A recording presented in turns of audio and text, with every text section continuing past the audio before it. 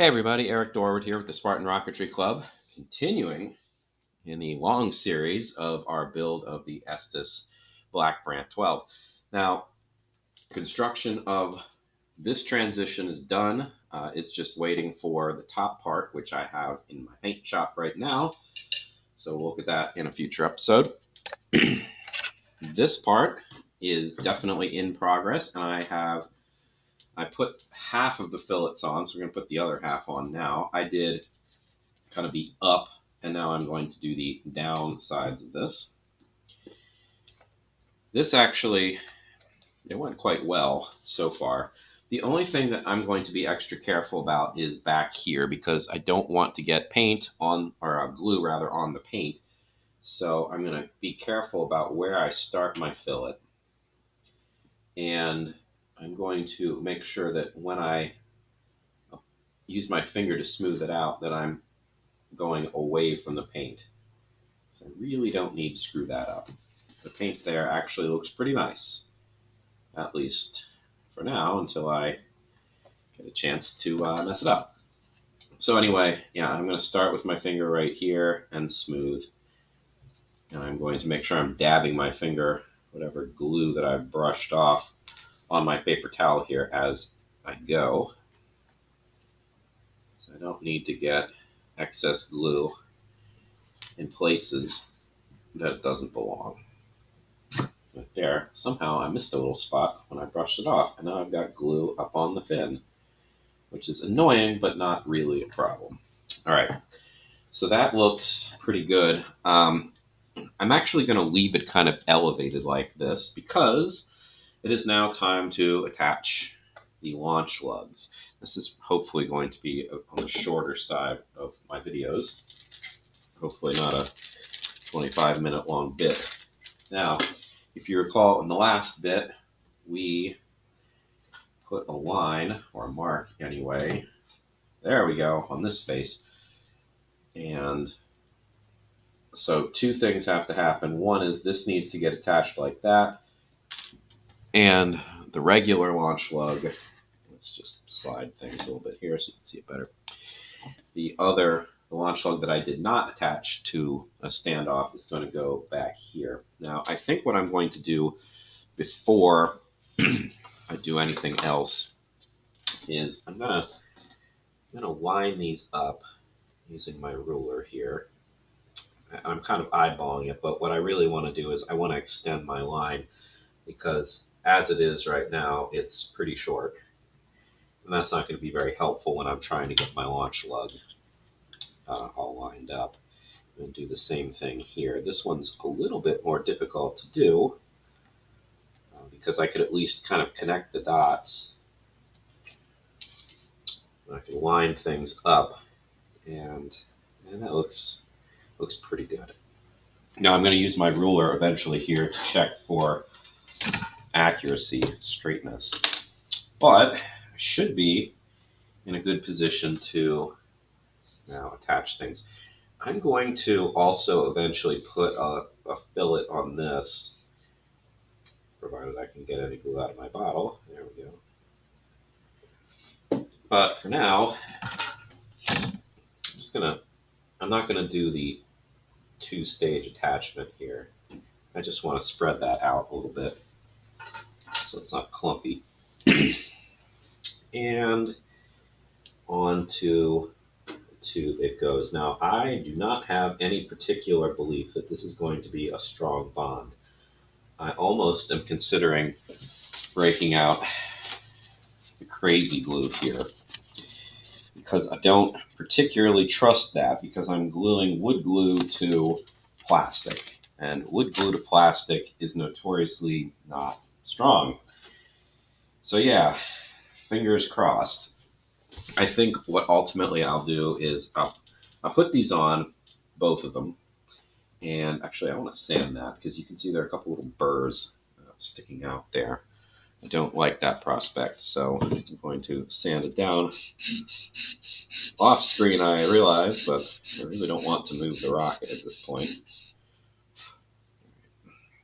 Burrs, they're not there anymore, so that's good. Anyway, I'm going to give this a good go anyway, using just wood glue. And if I don't feel like this is doing the trick, then I may come back later, oops, with CA. But this is one of those where I don't really want it to be setting instantly because I very much want to be able to check my alignment. So on this goes, and I'm supposed to have both of these lined up so that they are at the end of the piece of plastic to which I am attaching them. All right. I'm going to try to brush off the excess glue. This one is going to be a little trickier. It's kind of hard to see what I'm doing. And of course, I bumped it in the process. That's great. Well, let's check the alignment. Now, the nice thing about checking the alignment on this one is there's two pieces of wood there, right, that I glued together. Well, the dividing line ought to go right in the middle of the line that I drew. That's going to be at least fairly easy to check my alignment. That's why I was bumping that forward just to check. And yeah, this doesn't feel like it is particularly well attached.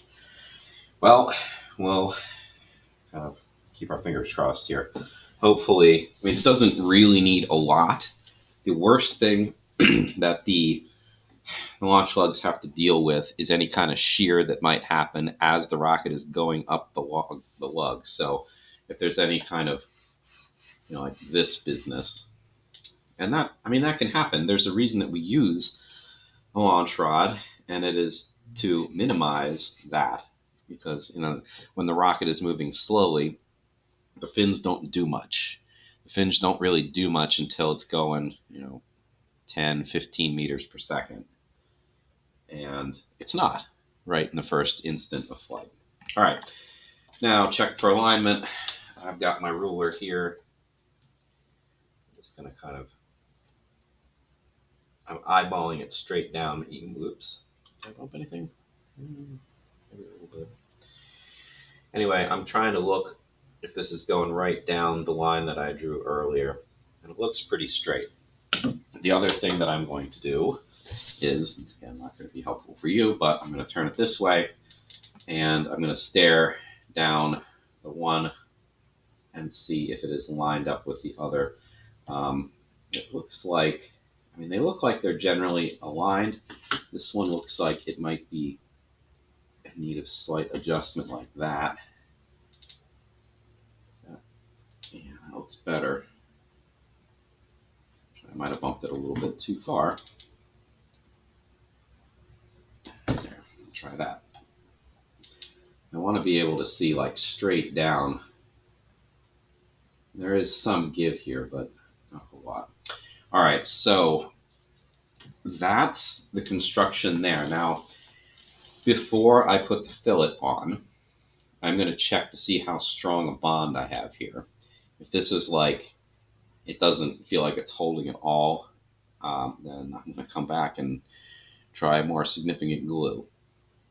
If, on the other hand, it does seem to be pretty good, the next step is I'm going to actually go and put it on my 1/4-inch rod and make sure that it is very aligned, because I don't want to have a situation here where things are not aligned, and that would be bad. Now, actually, I'm going to look down this direction too, just to get a feel for how that looks.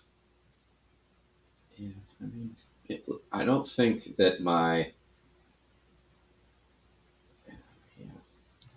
don't think it was quite perpendicular. That's one thing. Yeah, this is definitely a situation where using the rod itself should be helpful. But I'm not going to do that just quite yet because the glue is not set. I want it mostly set. So in like 15 minutes maybe. Anyway, that feels pretty promising. Just double checking the lines here. It looks pretty good. So this one, I strongly considered using alternates to the launch lugs. Specifically, I was considering using a launch rail system on this. Now, Typical launch rails. If you build a rocket that takes advantage of that, you use what are called rail buttons. And I want to show you what they look like. So you will not be able to see all this rocket, of course. Getting rid of this for a moment.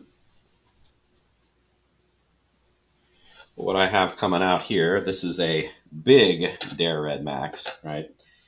This right here is one of its launch buttons, and there are two of them, which you can see here. These fit into the groove of the launch rail, which is a 1-inch wide piece of extruded aluminum or something, or steel maybe. Mine's aluminum, anyway. And the little buttons fit inside of it. Now they drill them into the rocket itself, screw them in, and they hold tight. So this is an option that I considered.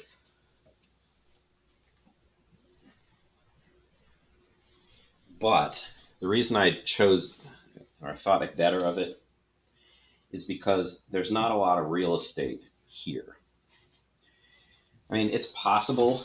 It's also worth noting, too, that you have to get your hand in there, or at least it helps to be able to get your hand in there to be able to assist the whole process.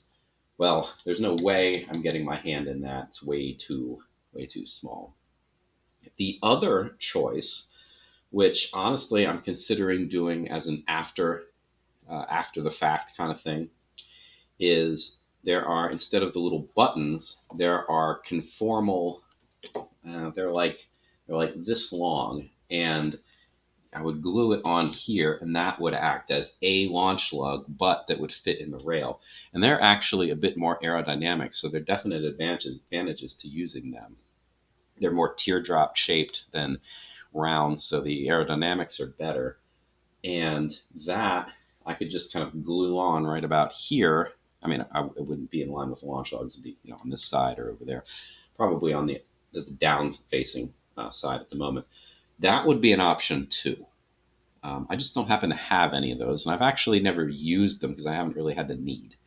Launch buttons have generally been easy enough, and if I do choose to go with that conformal launch button, I guess you could call it, that I would probably either epoxy or crazy glue in place. So something to consider. Anyway, that basically does it for construction. In the intervening time between this one and the next video, I'm not going to bother doing this on camera, but the fins obviously need to be prepped. All that sanding, it is kind of smooth, but there are some notches that I accidentally made, and the tops probably need to be coated a little bit because where the fins came together, I can still see some cracks. Oh, and the epoxy clay assuredly needs to be sanded because it is, it's not bad. It's not good. It's not horrible, but it absolutely needs to be sanded. And I'm going to try to sand it into a bit more of a fillet shape. So, a rounded transition rather than just what we have right here. To do that, I have a dowel that's approximately the diameter of a pencil, and I have some sandpaper, some fairly rough grit sandpaper, crazy glued to it. And what I'm going to do is just kind of go back and forth like this and sand the clay. The clay doesn't really like to be sanded, but it is sandable. It's just not a particularly fun process. So, yeah, between now and then, things are going to get painted, things are going to get sealed, and hopefully by the next video, I should have more finishing steps to be showing you. So thanks for watching, and I will see you in the next video.